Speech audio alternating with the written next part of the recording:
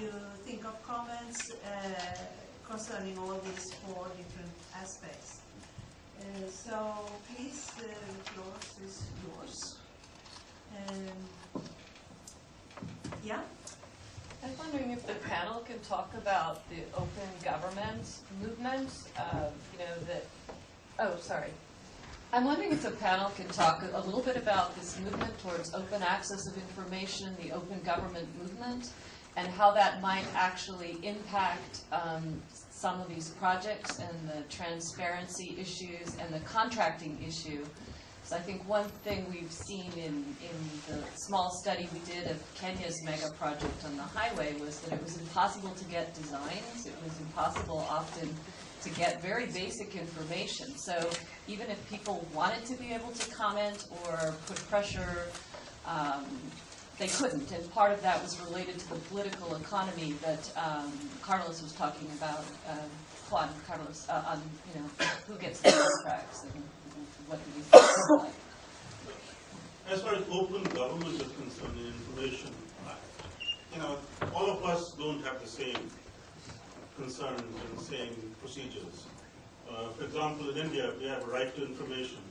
So any citizen can write, has to pay a few rupees, and can request documents from anything, and they have to provide it. But that's not the issue.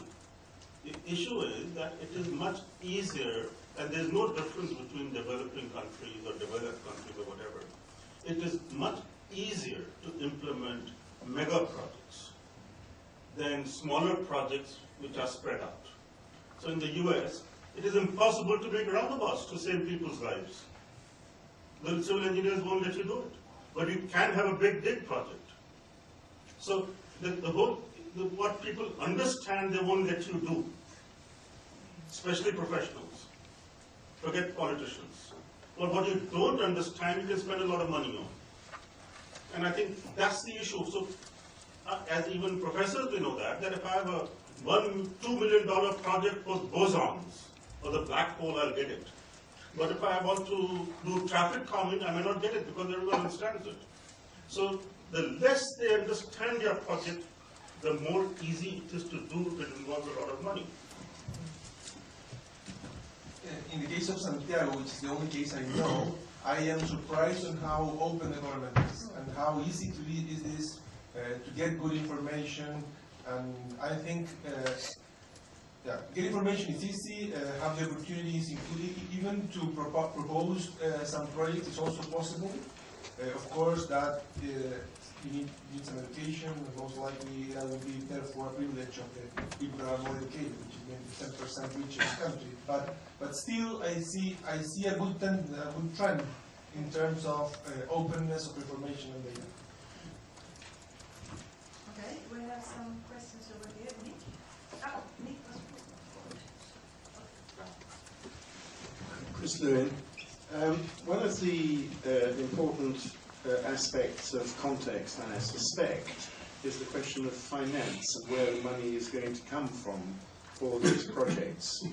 To what extent are people somewhere seeking to make a profit? To what extent are governments, local or national, prepared to finance these projects? I'd be interested in comments in that area, please.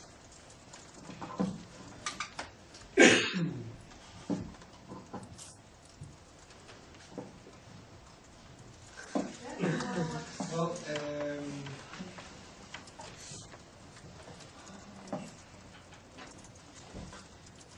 in the case of Chile, what I see is a significant reluctance to provide funding out of the government. So subsidies is like a terrible word, and it's been almost of scandal, I think. And it's hard for people to see why eventually a certain project that has a lot of social value would need some sort of subsidy. And so the subsidies usually are hidden, like, well, we guarantee the demand. But it's hard for them to say, well, what we're going to do is we're going to devote some funding just to make the quality of the service much better, or to allow everyone to pay a lower fare. So we end up usually with projects that have probably social and private benefit, except for metros. In the case of metro, of course, since it's the government that pays most of it, we usually agree that it's just the social ratio that will, which is the one that will probably define if the money is provided or not. In the case of buses, we have very little funding going in that direction. I don't think money is a problem, because the more expensive the project, the better it is. Because everyone likes it. The only reason, and now we have, and in the last, since Mrs. Thatcher and Reagan, see, it depends on international ideology. And how people think, and governments think, and professionals think, depends on the reigning ideology.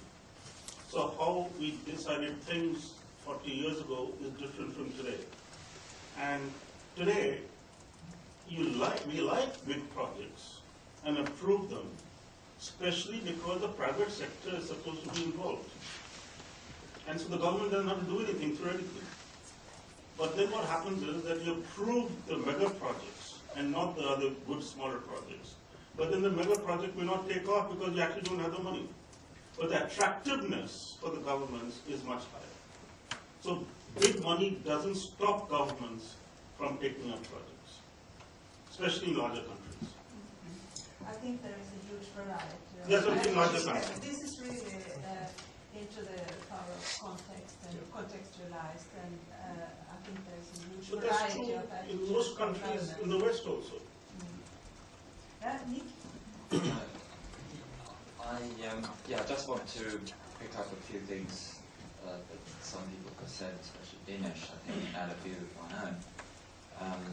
Let me just say to David that I actually recognise quite a lot of what you said in the Australian context about the way mega projects are run. So, I'd be interested, I'll just be thinking about that partly.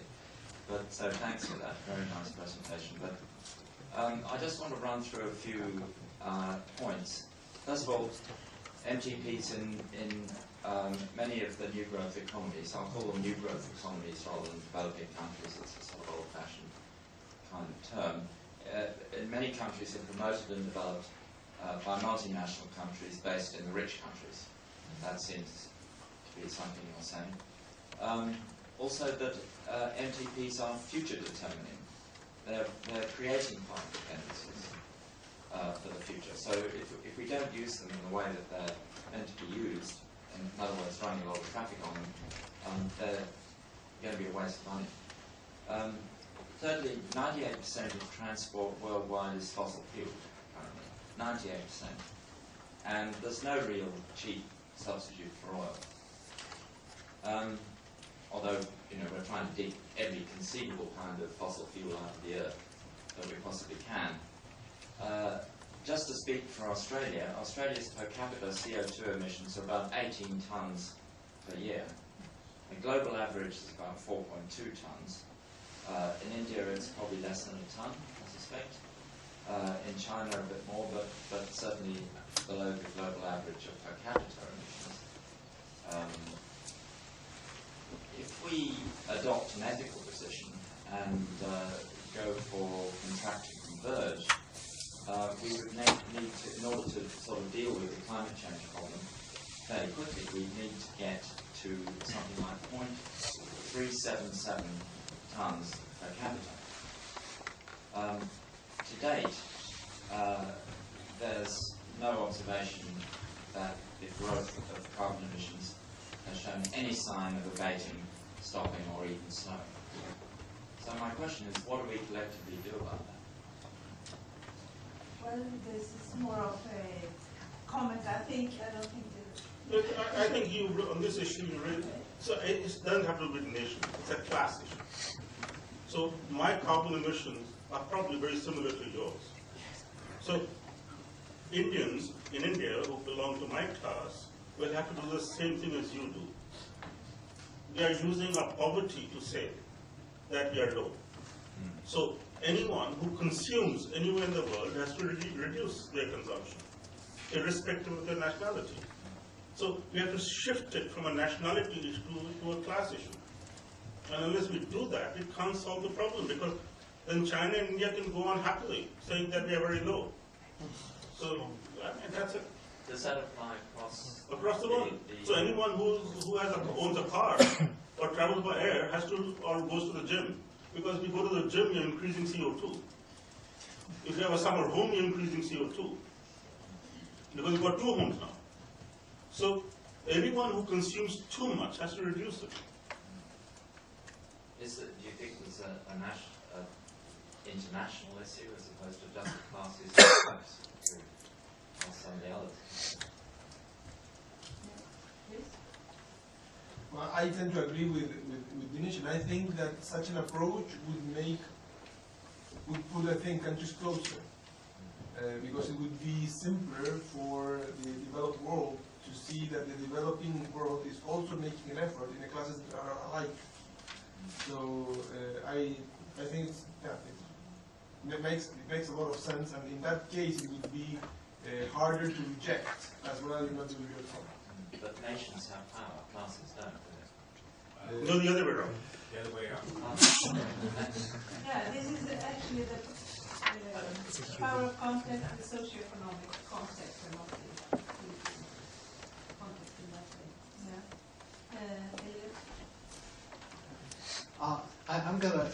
Elliot? Listening to everybody, I kind of came out with a composite, and I'd like to, I said it seems as though in the developing city context, starting with the technology, a technology fashioned to solve a problem in the developed world evolves, and is a technology that international consultants and engineering firms then seek to export to developing countries, and they probably do it because once they've got the technology, the payoff is great because you can just duplicate to some extent what you've been doing, and what Dinesh said, it sounds as he's saying, yes, they do that, but then what they do, they foreclose our opportunity to look at that in a cost-effective way. Say, is that what we wanted, compared to other goals we might have?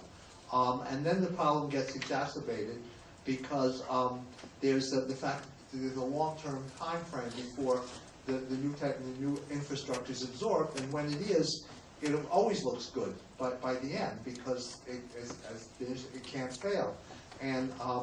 And then you get to the problem of the finance problem, the PPPs. The problem becomes that these are complex and long-term projects, and what begins to happen is that as things begin to change, while what the public interest is and what the social value is always vague, what's profitable is always clear.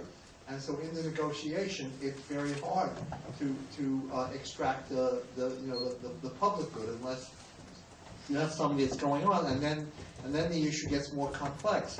And the interesting point was your comparison of Santiago and Bogota, and saying, look, two systems that are about the same. One does a better job, but the Bogota system doesn't have an imported technology. It's a technology that originated in Latin America. In relation to the real needs. And that's what I seem to have heard across this discussion. And I would just wonder if you all would comment on what you would add or say is wrong with what I said. Okay. Who wants to answer the question? Or there's nothing wrong in... Oh, it's a nice summary.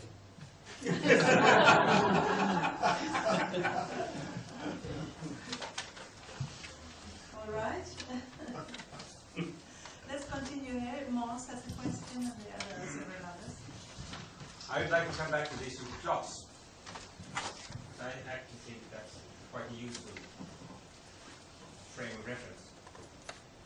I've traveled on the metro in Delhi a couple of times. I've traveled quite frequently on the metro in Beijing. I've at least seen the emerging BRT in Cape Town. I've not been in South America enough, but I'm going to make a proposition in any case, and that is all the mega projects that we have been talking about, they're essentially middle-class projects. It's very obvious in the metro in Delhi, it's a middle-class project.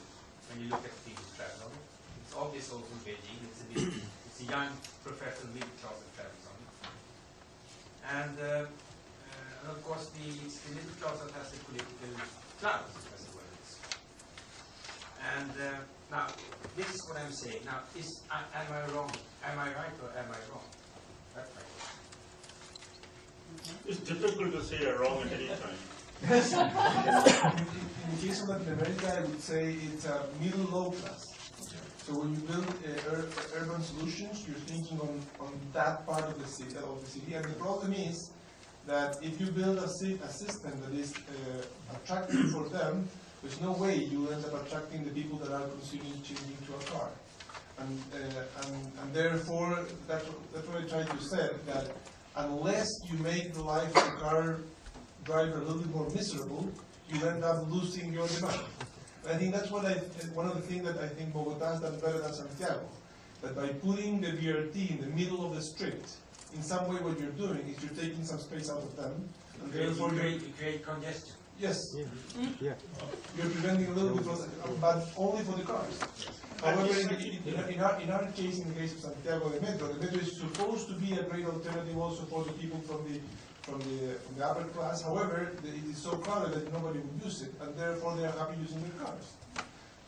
Actually, the issue is not who uses it, because originally the decision was not made based on their views. It just so happens that they are the only people who can use it. And it depends on the per capita income of your city. So in Delhi, 50% or slightly less can't use any public transport. So by definition, if you provide any kind of public transport and price it at whatever, it'll be used by that upper 50% or middle 25% of the people. But the decision on which technology you put in is not made by them. Because it doesn't have that it's a post facto justification. It's not decided by them. So the decision is not made even by the middle class. I would like to make a question to you, a comment. Would you say that this experience from Bogotá and Santiago, would that be generalized to other cities, or would you say that this is specific content in Latin American cities? Yeah, I'm not sure. You have a global BRT center. Yeah, I'm not sure. We're doing some work on that direction. However, the interesting thing about Bogotá and Santiago is that they are very similar in terms of income, in terms of size, in terms of mobility, and both of them have exactly 100 kilometers of the best technology, metro or BRT. And you end up looking at the travel times in the city and the distribution, it's exactly the same. Would you really consider BRT as mega projects? No, I didn't say that. No, not really. Well, I think it's in the way it happens, they're not mega projects. And that's the problem. Because if they were mega projects, everyone would do it. Okay. Yeah, I think we will continue with some questions.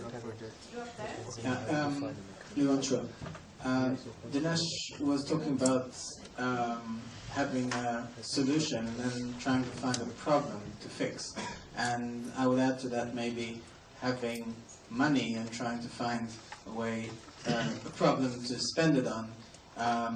Maybe more so in countries receiving foreign aid. And last year I was in Gambia, also sub-Saharan, and I was at the physical planning department there, and the main project they were promoting was an expansion of the international airport, well, their only airport, which included demolition of homes and extension of the runway, an airport that gets about 8 flights a day at peak season. So, cost-benefit analysis or multi-criteria, probably very questionable, but obviously political and very lucrative project for that country. I mean, obviously they could spend the money on other less sexy projects than expanding the gateway airport. Yeah, I don't know about the country you're talking about. But in my country, there's nothing being built with foreign aid. And the aid we got for the metros from Japan at 1.8% interest rate in yen, when the internal interest rate is 0.1%. So India is giving foreign aid to Japan to make the metro. I would bet that in that case, the media treated the expansion of the airport very positively. Well, in that specific case, the media is controlled by the president. So.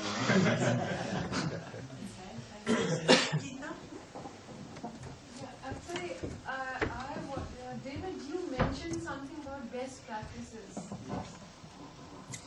And you just said that best practices are being adopted in mega projects, some international best practices. So my question is that how context useful are they? I mean, have they been adapted to local context? Because they are, according to some international or successes in other contexts, they are considered best practices.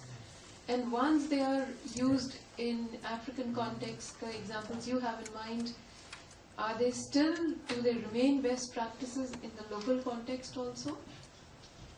And if not, then what are the driving forces that they still are being, in some senses, forced upon? That this is what you must do because this is international best practice. Yeah, I think what I was saying is, I wasn't saying the best practice in a positive manner. It was a negative comment that usually context is not taken into consideration. And for the reason that, first of all, it is not the society that decides on the projects or the aim or the vision. It's usually those who are funding the projects. In most cases, it will be donors, banks, international banks, World Bank, etc. For example, in Dar es Salaam, the BRT, if they didn't receive money from the World Bank, we couldn't have money for that project. And I think it goes back to what you just said, that sometimes you have the money and then you think of how to spend it. I'm not saying that the BRT is not a good project, but I couldn't see it happening when it came in for receiving the loan from the World Bank. But again, now if you look at the BRT, everything there is based on best practice. Now, best practice from where? You know, there is no local context, so that is an issue. But David, the World Bank doesn't give foreign aid, it gives loans. Yeah, the loan. Yeah, so that's not aid.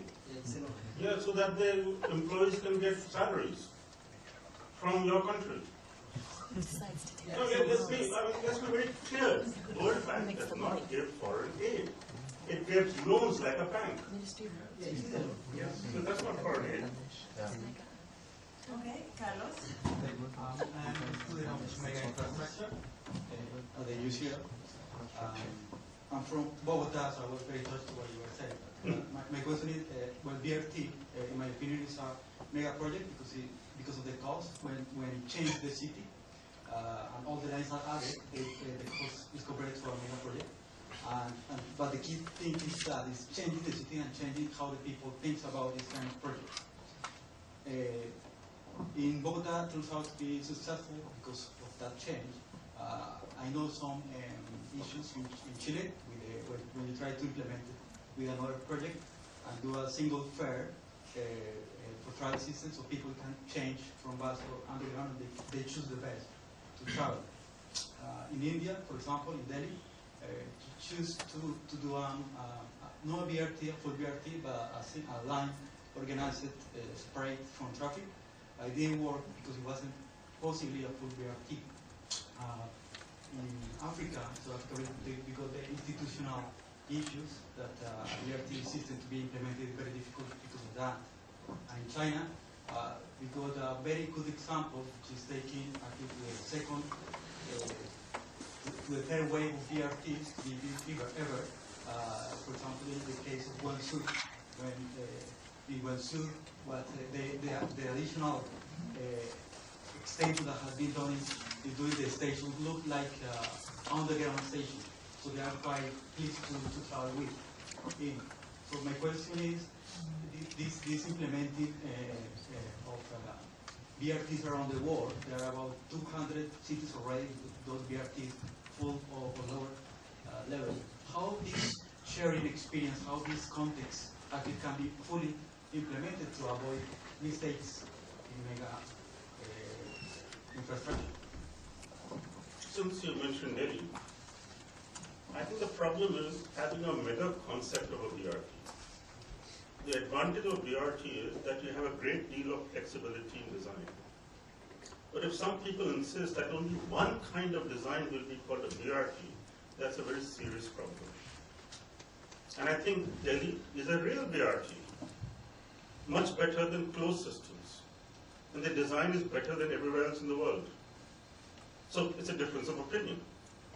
But I think we should, first we started with high capacity bus systems. So people asked us where are the big buses, so we changed it to BRT. Now I think we should change, even get rid of BRT, otherwise we have hegemonic BRT design. I think we should start talking about efficient bus systems, so that every society, according to context, has the freedom to decide what's good for that society. And we can't impose one model for every bus system in the world. And then you say, if you don't make it like mine, then it's not a BRT. So I think we should even get rid of the term called BRT, then your center will have a different name. Do you want to reflect on that? I think when we talk about BRT, we need to be very cautious. I think it's a very young industry. It's a concept that has, if you think of which is probably the system that put this the idea in our heads was Transmilenio. Transmilenio was inaugurated in 2000. And from then, yeah, we've seen an explosion of BRTs worldwide. But many of those BRTs have been implemented in a very, I would say, inadequate way. In my city, for instance, the closest we have to a BRT is something that is unnecessarily wide, for instance, like trying to put what you have in Avenida Caracas in Bogotá in the middle of one of the most important corridors in Santiago, and you end up with a solution that is unnecessarily wide, dividing the neighborhood in unnecessarily numerous expropriation of properties. And I think that that's a mistake that you see all over the world, where the implementation is just a copy of a system that works well, but you forget about the context. And I think that's something that we need to that we do very carefully. But also you see systems that have done much better than in different ways, better than even in Transmilenio. The solution you mentioned in Guangzhou with an open system, with buses entering and going out with different services and with long platforms. I think it's a great concept that needs to be considered if you were to do your own corridor in your city. It depends on the context, it depends on the demand, on the space you have. But I agree that the idea of the BRT is very flexible and allows you to implement very easily and to adapt your solution within a certain time frame. So I think there's plenty of BRTs to see. Then we have, by the way, I'll be talking about that tomorrow too, a website called brtdata.org that we've developed where you can have information of all BRTs in the world. Okay, yeah.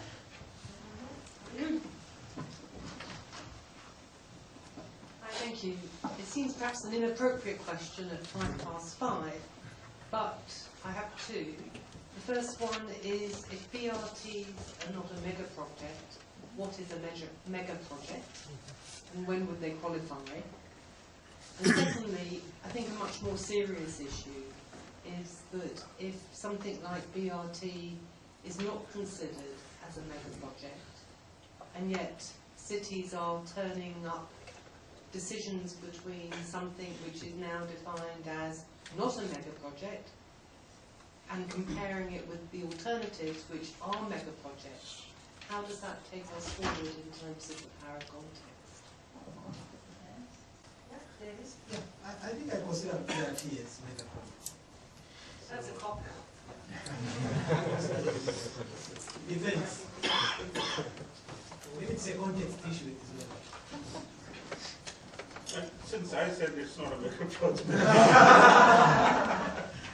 the reason it's not a mega project is because you can use a really cheap bus if you want. You can use a small bus. You can have, like in Paris, you can have a bus lane on a 2-lane road, and so on and so forth. You don't have 5 companies in the world supplying your products.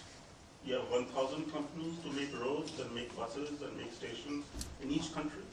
You don't have to go out of your country to implement a BRT project, and so on. So it's very different in my brain from projects which are only done by 6 companies in the world. And the cost difference are huge. And the more expensive your project, it's easier to do. It's much easier to make a metro than to make a successful bus system. Making a metro is nothing. You just dig a hole in the ground and put trains through it. Okay, we have the director of the Omega Center here who works on mega projects. May I answer the question very briefly? In terms of mega projects, I think that the question is what we understand by mega. And it seems to me that in the origin of the Omega Center, maybe you could correct me. Just the O.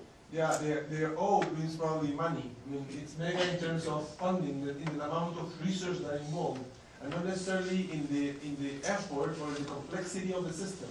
I think that it's more likely that by the typical idea of mega project, that we will consider, as you said, a straightforward project that has a lot of resources involved, that, for instance, taking a city and just implementing fair integration. If you implement fair integration, probably there's very little investment, but it's as complex as you can think. Because once you do it, you have to put in conversation different modes, different operators, different firms, different technologies, and at the same time change the way people will behave within the city. So it's a major issue. Mega project, I think yes. Mega funding, no. So the question is, what do you understand by mega project? Okay. Let's hear what Harry says about it. Okay. Interesting how messages are translated back to you. But that's part of learning, right?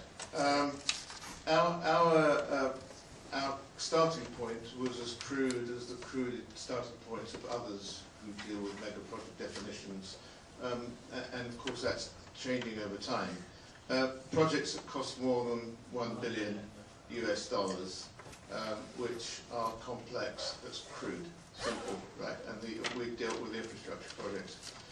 You may recollect that one of the big issues that we identified was the drawing of the boundaries. The drawing of the boundaries of projects, of mega projects, is actually up to the vision maker, the governments, and the parties, the stakeholders. If you wish to treat BRT as a line haul between A and B, and not incorporate the land appreciation that may accrue to it, or not incorporate social housing programs, or not incorporate transportation terminals, and so on and so forth. So both answers are right. If you wish to have it as a comprehensive, integrated land use transport, which is what I understand is the underlying principles of much BRT, then I would say, depending upon this, going back to the crude issue here of 1 billion, because the value of the dollar differs from place to place, then I would argue that if you want it to be a mega project, and the trouble with this kind of discussion, and maybe I'm responsible for it in part, is that mega projects are not all bad. Right, and I'm sorry, Ganesh, we're friends. I don't agree with all these things. So you've told me. Now, you start caricaturizing, cartoonizing mega projects in ways where they are X, Y, and Z, loses the potential and opportunities it can create. I think that to go back, and I'll stop there. If you wish to deal with the impacts of BRT on affecting, for example, increasing affordable accessibility to the urban poor and bring housing next to it and have housing as part of that, then it can actually very easily go into the 1 billion, right? And for me that's a mega project. What mega projects in some quarters have got is bad reputations because they are utilised and dominated by particular stakeholders, parties for elitist interests. It doesn't have to be like that, right? So that's the point I'm trying to make. The technology of choice, again, goes in terms of what you're trying to achieve. In the long run, I don't agree with your long run. I wouldn't wait. I think action is needed, but there are times to wait. Breathing spaces are important to wait and reflect. but you do need to act. So I think that perhaps where we do agree, and that we agree on quite a lot, it is that there needs to be recapturing of the vision of mega projects. The ownership of mega projects needs to be captured by those who are impacted by it most, and this is where the winners and losers issues comes in. Most imperative, and in the winners and losers, we can actually make the decision. Whether you agree with it or not, ultimately, assuming it's democratic, right, that's always the case, then how many hospitals did that cost you? That's a choice. Okay, so we're discussing mega projects, the power of context, economic, geographical, culture, socioeconomic. Is there anyone else who would like to say something once? Harry, one way of characterizing mega projects is the amount of money. Another would be the amount of concrete. Yeah. And perhaps, in fact, the number of million tons of concrete would be a better measure. No, because I think that kills the notion that mega projects are only about those kind of... I think there's a new breed of mega projects that can be green, ecological, that don't have concrete at its main. I think this is where innovative thinking needs to come about. The lessons of risk-taking with mega projects, of integration, still has the features of a mega project. So I think that we're too ready to, and again, maybe I'm being responsible for partly communicating that, too ready to judge a mega project by what they used to be, and then by what they can be. Well, Harry, but isn't it true that all the mega projects that you have studied are essentially construction projects? They are infrastructure projects. Transport infrastructure construction projects. Well, they are not. I mean, I appreciate what you're saying. The way they were justified at the end in many cases is real estate and urban regeneration. And so actually they ceased to be what they claimed to be at the beginning. They became something different. But within the iron triangle, there are still infrastructure construction, concrete projects. Absolutely, and because they involve a lot of infrastructure, a lot of import of hardware from elsewhere, a lot of expertise from elsewhere, they have been characterized by the features that we're talking about. It doesn't have to be like that. And I think that the BRT movement is showing that there are different ways of responding to mega problems. They can be mega projects, and they don't have to involve so much concrete, they don't have to involve so much hardware. I think that is down to choice. And I'm still saying in some cases you do need that hardware and concrete, but the strategy is that the ownership of the strategy has to come back not to the providers, but to those who actually are paying for it, and those who lose or win from it. Thank you. Rosario? Harry, shouldn't the mega projects be defined by the dimension of their impact? Instead, that is by the output or by the outcome instead of the input. These are the guys at the panel. Can I add on that? That's one possibility. Another one would be the amount of the complexity. And it seems to me that a project that is, and I will be extremely simplistic, building a train from a certain place to another one, which is similar to all trains you've done before and may cost billions of dollars, it's less interesting for this analysis at least than a project that may not involve that much money, but the complexity of the decision, how hard it is to put the supply together and the change it will make in the demand and the trip patterns, that make it much more interesting from an analysis perspective. And one last point, if I may, is that mega projects very often, not always, but very often exclude the non-motorized part or the non-mechanized part. If you were to include pedestrian access and affordable pedestrian access to and from the public transport, it takes a very different measure. So if the losers were actually in, well, even in Ken's public transport, I mean, London, as you've probably noticed, has really priced out the core from their very good public transport system. However good it may be, it's very, very expensive. So if you chose to have cycling access, pedestrian access, which is essential, you have to have access to mega projects. It's, again, where you draw the boundary. And our argument is that the boundary is drawn too tight. The integrated land use sustainability dimension is complex, but the project promoters are promoting projects as line haul concrete, and if we get stuck into that path dependency notion of mega projects, then we're actually falling into the same trap. There are mega projects which can achieve much more, with different visions, with different resources, and so let's not kill the lessons. Harry, let's epilogue on this, because necessary. You know, it depends very, the context is very important.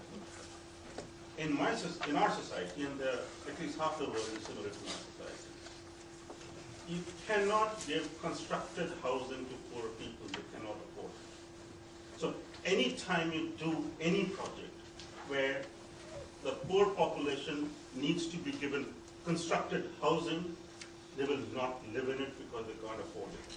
So by definition, a project which builds housing, we don't need to build housing because our cities are very dense. I'm not talking about building houses. No, whatever. As a matter of fact, all projects remove poor people and they gentrify in our society. So therefore, I don't want those projects. I want people to be able to, moving people from walking and cycling into buses in itself is bad. And so I think we'll have to be very careful about this because you increase CO2 when you move people. I don't want to give access, I want them to go on their own because that's what they can afford. And some people can afford, and fewer people should go by bus than now, or by train. And so, and therefore, these issues of density, city planning are somewhat irrelevant for us. Because our densities are so high, no matter where you, I don't have to do any arterial road, I put any transport, it will be full. Except metros. Because they kind of, the price, the marginal price of using a motorcycle is cheaper than going in a bus. And so, therefore, as soon as you give public transport, your ticket in India has to be less than the marginal cost of running a motorcycle, which is 2 cents a kilometer. And so we have to battle with that. And so the whole process becomes a little more difficult for me. On what do you do? Because where do I get the money from to keep it less at current prices at 2 cents a kilometer? Fair. Yeah, I think the problem that we're having in this dialogue is that you're sectoralizing, slicing issues. What I'm trying to argue is that the lessons of complexity, the lessons of mega projects can evolve into something very different, but still learn from them. It doesn't have to involve construction of housing for the poor. It can actually access slum areas or areas that are poor and provide subsidized public transport and make sure that that's part of the win-loser matrix. I think that it needs, as Phil said, a change of framework. By arguing one mode against the other and focusing on concrete and hardware is to take away the innovation that is there. I think that the Hong Kong experience, although it's very different from the Indian experience, has proven that it didn't follow the Western, it had a hybrid of its own. It had high densities for all kinds of reasons, and it utilized public transport. It made it, and I think that BRT has the same potential. I just would like us to shift away from, okay, that's the projects that we looked at, they're the projects that came from this context. I think there's going to be an adaptability. This is arguing that mega projects can be adaptable, organic. The real issue here, which I think we agree with, Thynell, is who owns these projects and who pays for them. And we're finding the same thing here with the banks. We're finding that we're paying for something we don't own and we get, right? Okay, yeah, Elliot. I think there are two different discussions going on. I think there are two different discussions. There's one discussion about mega projects, which I would almost say by definition ought to be, and I agree with what Juan Carlos said, they ought to be transformational as opposed to just, but to do these things requires a great deal of marshaling of resources, and the other discussion that's going on is about democracy. There's really a question about who is it that's getting to marshal the resources and whose concerns are being reflected in that, and somehow the two discussions keep getting conflated. Your point is it's possible to do mega projects democratically, is what I would hear you saying. But I think what some of the things that are being said in the discussion here is, but we don't have democracy. No, I'm not saying that. What? I'm not saying that. We have democracy. All right, I'll say it then. Yeah. The point being that it's a question of whose voices are in the process and who's meaningfully involved in the decision. So so when Jackie asked the question about open access, that's a big problem in the places we've been working.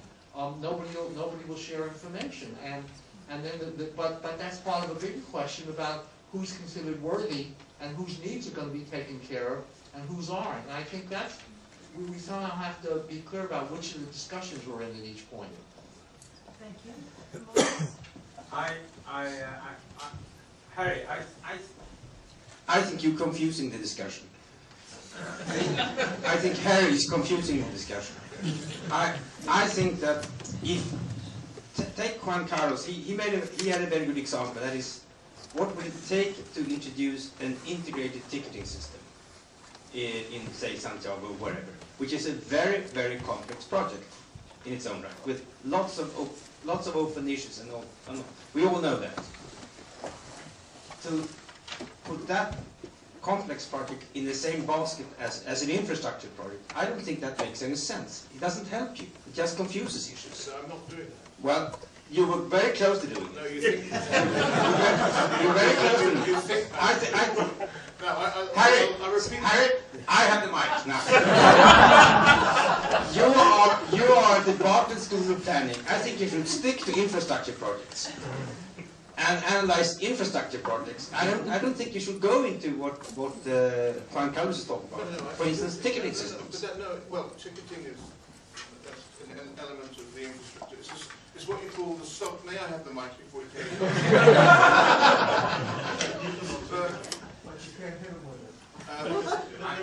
I am the default. The ticketing side is the software aspect. It's infrastructure software.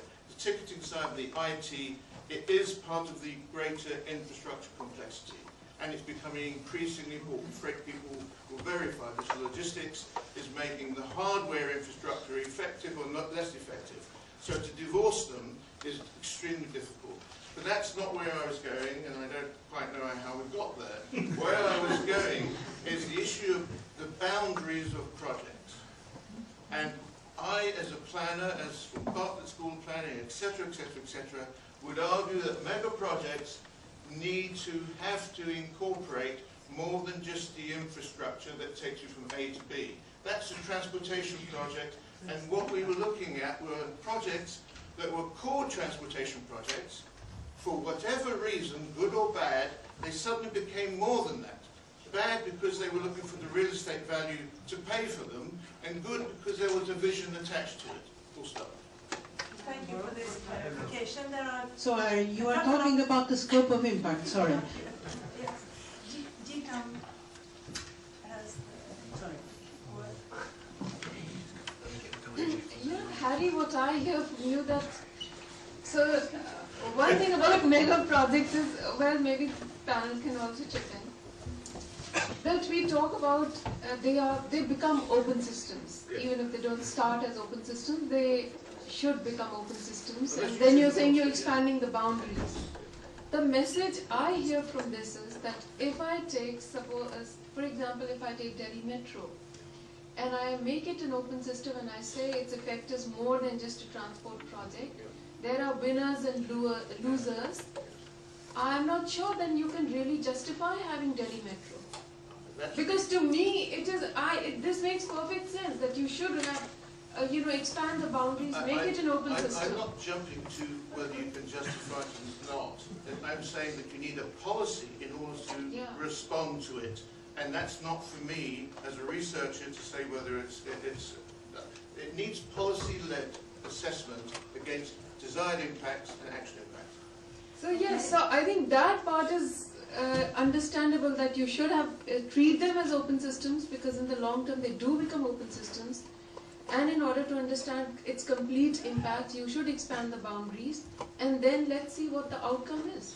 And maybe that is something that should be done up front, at the time of justification, because then you would be actually incorporating things like life cycle cost assessments and a lot of other issues which we are not doing at the moment. There is no contradiction in that sense. But to be fair, in the CTRL's case, it adopted this agenda as it grew. And so I would argue this is organic. And so it actually took a broader picture, and we are therefore in agreement. I don't know about Thynell now, but we'll talk about Yeah, I'm always in agreement. We are about to close this session, but there is one person who wants to raise a question before Robert.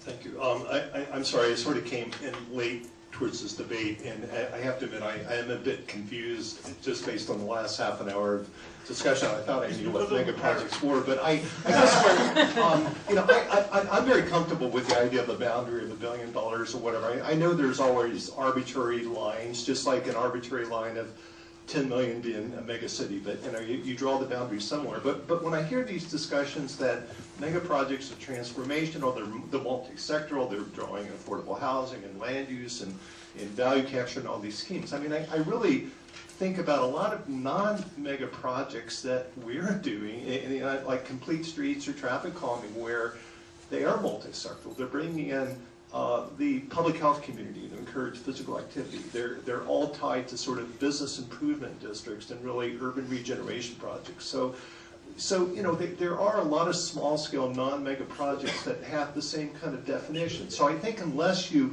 really begin to define these as big dollar, big price tag, concrete intensive physical stuff, you're kind of left in this morass that it's very hard to communicate. So I think we all realize in the transport sector there's multiple agendas. We're not just moving people, we're trying to cleanse the air, we're trying to conserve fossil fuels, we're trying to promote urban regeneration. So almost by definition, in this contemporary day and age, almost everything's multi-sectoral and transformational. I think with that defined, we have to recognize that mega projects fundamentally are huge capital-intensive projects over long periods of time with tremendous amounts of financial responsibilities and obligations that really involve a tremendous amount of participatory, inclusive planning, just to get all the stakeholders lined up so you can really make these complex endeavors move forward. So anyway, I think it's incumbent upon a group like this that we spend a whole day on mega project that we begin to come to some degree of confluence that, here's some agreed upon principles, otherwise I'm not sure what's accomplished here. I would like to respond, and I promise to end there. Okay, final comment. The commencement was to look at expensive projects of 1 billion, which were poor transportation projects, but in some instances, not all, grew with an agenda that went well beyond that. That's what we looked at. They were the conclusions that we arrived at concerning those kind of projects. Then I presented in response to the VRT issues that you don't have to look at projects which are complex and mega in terms of line haul infrastructure cement. There is a future to look at, and now we're merging integrated land use sustainable development thinking around infrastructure. And I think that there is, looking forward, there is a field of development that we need to go into, because there are lessons of complexity and infrastructure-led development that city regional planning changes. Okay. Thanks a lot.